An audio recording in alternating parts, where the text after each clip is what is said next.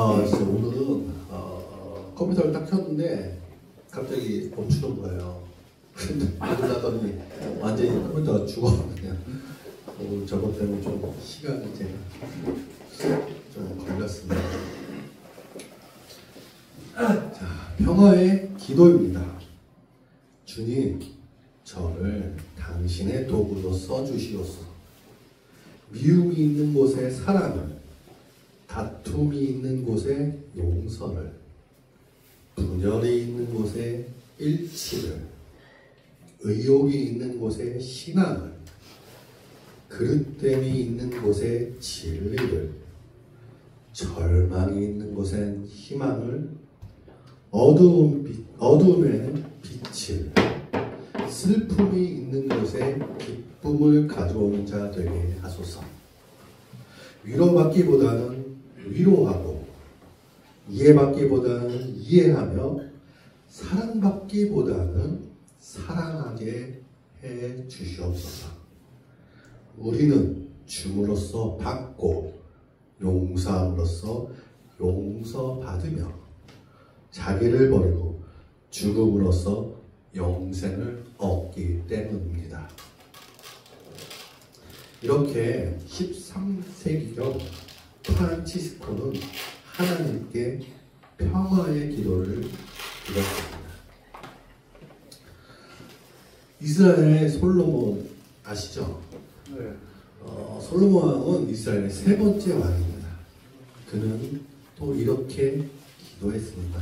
열왕기상 3장 5절에서 9절입니다. 기브온에서 밤에 여호와께서 솔로몬의 꿈에 나타나시니라. 하나님이 이르시되 내가 내게 무엇을 줄꼬 너는 구하라. 솔로몬이 이르되 주의 종 내 아버지 다윗이 성실과 공의와 정직한 마음으로 주와 함께 주 앞에서 행함으로 주께서 그에게 큰 은혜를 베푸셨고 주께서 또 그를 위하여 이 큰 은혜를 항상 주사 오늘과 같이 그의 자리에 앉을 아들을 그에게 주셨나이다.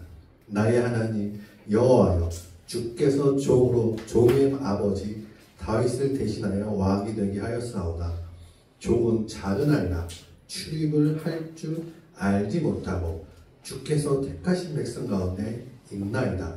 그들은 큰 백성이라 수요가 많아서 셀 수도 없고 기록할 수도 없사오니 누가 주의 이 많은 백성을 재판할 수 있사오리이까. 듣는 마음을 종에게 주사 주의 백성을 재판하여 선악을 분별하게 하옵소서. 이렇게 기도를 했습니다. 그 다음 그 4장에 보면은 이런 솔로몬의 유명한 재판이 나옵니다. 솔로몬 이후에 하나님께서는 그 이후에 솔로몬 같은 지혜를 준 자도 없고 솔로몬 같이 큰 부와 그 다음에 평안을 준 자도 없다고 성경은 증언합니다. 그리고 역대상 4장 10절에 야베스의 기도는 이렇습니다. 야베스가 이스라엘 하나님께 아뢰어 이르되 주께서 내게 복을 주시려거든 나의 지역을 넓히시고 주의 손으로 나를 도우사 나로 환난을 벗어나 내게 근심이 없게 하옵소서 하였더니 하나님이 그가 구하는 것을 허락하셨더라. 야베스는 딱 이 한 줄밖에 안 나옵니다. 성경에서. 그러나 우리는 모두가 잘 알고 있습니다. 이 야베스의 기도를 말이죠.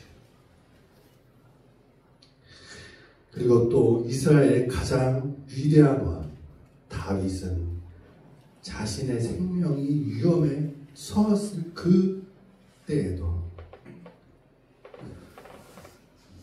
수많은 시편을 우리에게 남겨주었습니다. 시편 1편을 보십시오. 얼마나 아름다운 다윗의 고백입니까? 예수님께서도 오늘 우리에게 이렇게 기도하라고 말씀하시며 가르쳐 주었습니다. 그것이 바로 오늘 본문인 것입니다. 본문 2절입니다. 예수께서 이르시되 너희는 기도할 때 이렇게 기도하라. 아버지여 이름이 거룩히 여김을 받으시오며 나라가 임하시오며. 첫 문장에서 아버지여라고 말씀하십니다. 여기서 아버지는 누구입니까? 우리의 부모입니까? 아니면 다른 어떠한 것입니까? 우리는 이런 것이 다 아닌 것을 다 압니다. 바로 아버지 하나님을 나타낸다는 것입니다. 예수님께서도 기도는 하나님께 드린다는 것을 분명히 밝힙니다. 이렇게 내가 하나님께 드리는 나의 개인적인 고백인 것입니다. 그렇게 우리는 기도할 때 맨 먼저 하나님께 드린다는 것을 분명히 하며 기도해야 합니다. 이름이 거룩히 여김을 받으시며 나라가 임하시오며. 기도의 대상은 하나님께 하나님께서 존경을 받으셔야만 한다는 것을 나타내며 하나님의 나라가 속히 이 땅에 도래하기를 원하는 것을 말합니다. 그렇기에 아버지여 이름이 거룩히 여김을 받으시며 나라가 임하시오며 라며 말씀해 주신 것입니다. 본문 3절입니다. 우리에게 날마다 일용할 양식을 주시옵고. 기도의 내용이 이제 하늘에서 이 땅으로 바뀝니다. 즉 예수님은 인간의 필요와 관련한 부분들로 관심을 돌리십니다. 본문 4절입니다.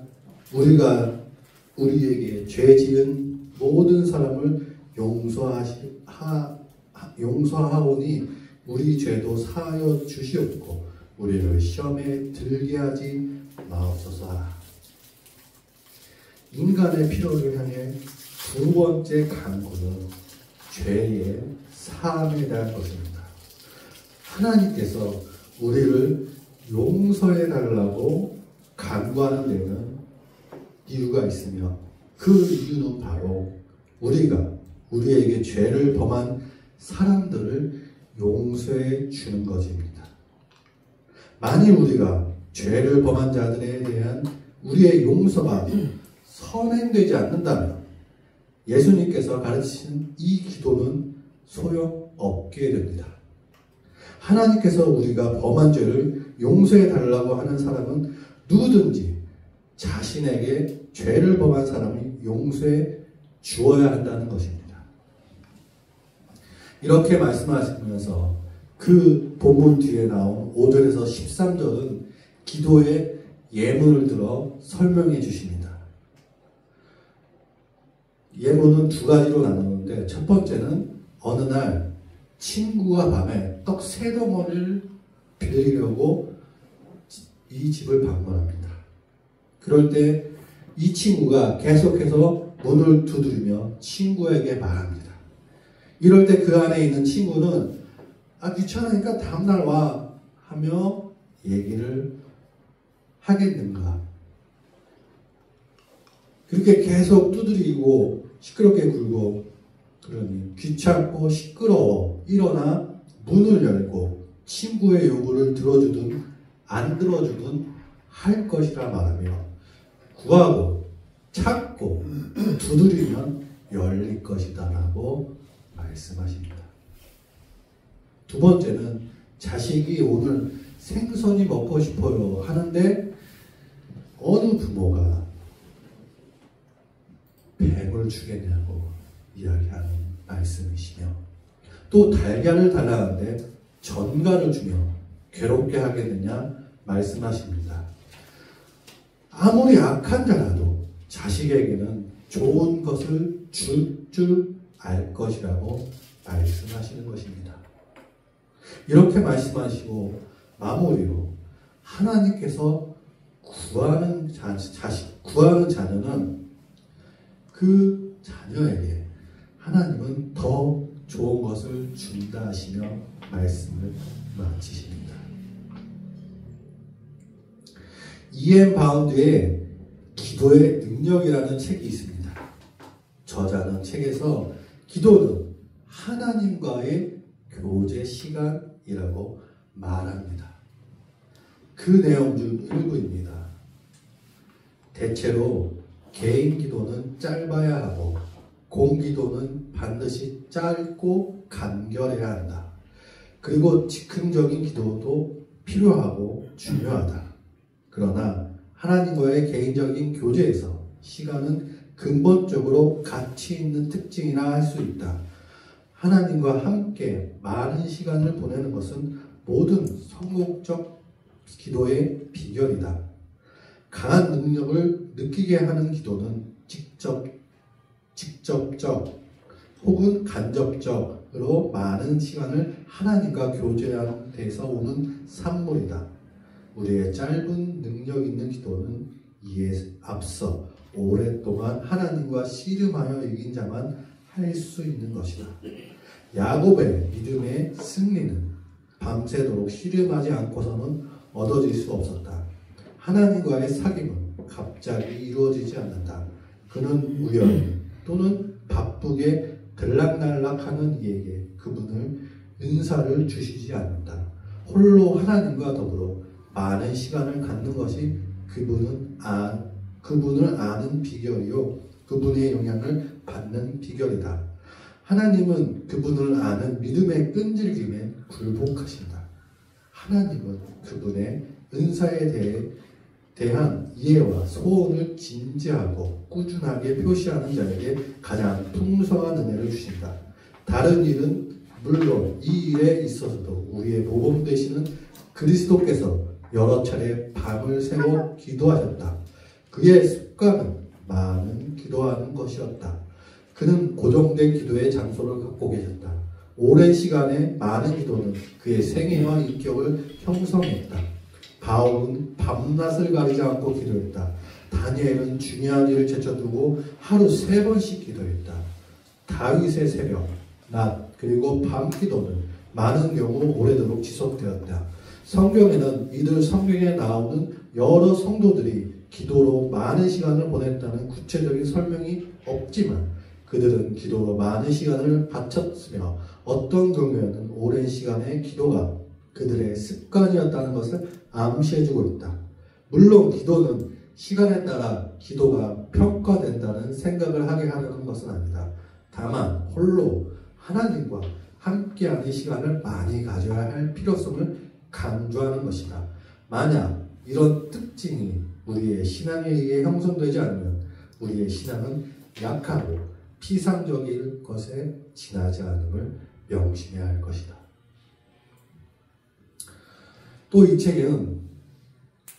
책의 저자는 크게 3가지로 나누어 기도를 설명해 줍니다. 첫 번째, 하나님의 방법은 사람입니다 라고 말합니다. 이 말처럼 사람인 우리가 하나님께 기도를 올려드리는 것입니다. 성경 곳곳에서 하나님이 말씀하시고 그 일을 우리 사람들이 하는 것을 볼 수 있습니다. 노아는 하나님께서 말씀하시자 홍수전 사람들에게 미쳤다는 소리를 듣고 그 비난에도 하나님 말씀에만 의지하고 방주를 만들었고 그 결과 노아의 가족들만이 그 홍수 속에서 살아남았습니다. 모세도 하나님의 말씀을 듣고 그 말씀에 순종하여 애굽에서 그 큰 이스라엘 백성들을 이끌고 새 땅으로 인도했습니다.